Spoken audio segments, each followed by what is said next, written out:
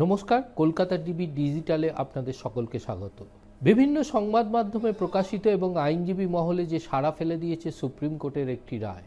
এই রায় পরিষ্কারভাবে বলা হয়েছে যে ওবিসি এবং তফসিলি জাতি উপজাতির ক্ষেত্রে যে নির্দিষ্ট ব্যবস্থা রয়েছে সেই ব্যবস্থার ক্ষেত্রে পরিষ্কারভাবে সুপ্রিম কোর্টের নির্দেশ যে সাধারণ ক্যাটাগরিতে যদি কোনো সরকারি পরীক্ষা হয় সেই পরীক্ষায় সম্পূর্ণভাবে এই তফসিলি জাতি উপজাতি ওবিসি এবং সমাজে পিছিয়ে পড়া শ্রেণীরা সম্পূর্ণভাবে তারা অংশগ্রহণ করতে পারবে।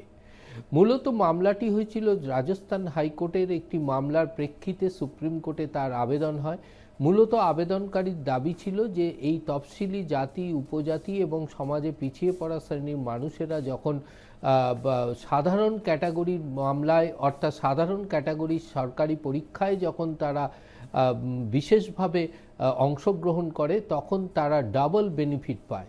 কি ডাবল বেনিফিট? এক হচ্ছে তারা সেই পরীক্ষায় কাট অফ মার্কসের ক্ষেত্রে তাদের বিশেষ ছাড় দেওয়া হয় এবং সেই ছাড় যেমন তারা পায় বয়সের ছাড়ও পায়।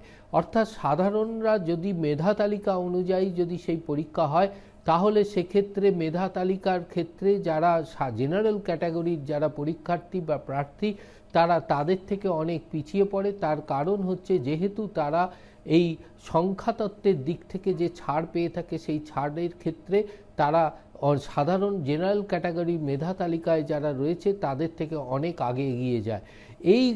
এই আবেদন নিয়েই কিন্তু মামলা দায়ের হয়েছিল। সেই মামলার প্রেক্ষিতে সুপ্রিম কোর্ট সম্পূর্ণভাবে খারিজ করে দিয়েছে।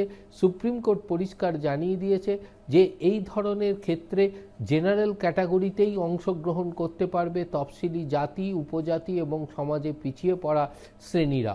অর্থাৎ এক্ষেত্রে আর কোনো বাধা রইল না, এমনটাই মত আইনজীবী মহলে। এবং এরপর থেকে যে কোনো সরকারি পরীক্ষায় তফসিলি জাতি এবং উপজাতিরা জেনারেল ক্যাটাগরির ক্ষেত্রে জেনারেল ক্যাটাগরির যে পরীক্ষা হবে সেই পরীক্ষায় অংশগ্রহণ করতে পারবে।